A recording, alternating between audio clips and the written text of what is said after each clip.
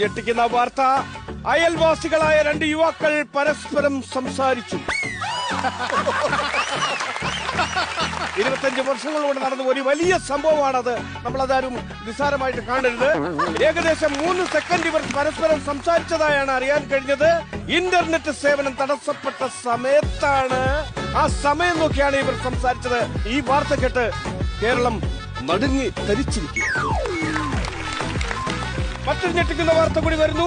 തമ്പാനിൽ നിന്ന് സ്വന്തമായി YouTube channel ഇല്ലാത്ത ഒരാളെ കണ്ടെത്തിയിരിക്കുന്നു. ഇയാളിനെ ഒരു നോക്ക് കാണാനായി വൻ ജനത്തിരക്കാണ് തമ്പാന് തടിച്ചുകൂടിയിരിക്കുന്നത്.